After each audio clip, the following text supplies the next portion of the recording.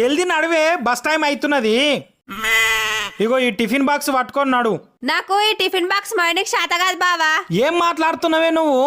ముఖం మీద కిలోలు కిలోలు మేకప్ వేసుకొని మొయినికే శాతం అవుతుంది, ఈ టిఫిన్ బాక్స్ శాత కాదా?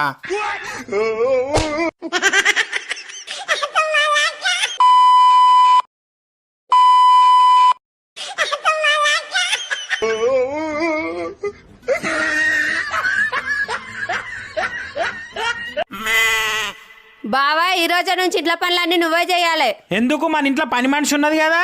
కరోనా ఉన్నది కదా, అందుకే ఆమె వర్క్ ఫ్రం హోమ్ చేస్తదంట. వీడియో కాల్ లో పనులు ఎట్లా చేయాలో చూపిస్తదంట, నువ్వు చేయి.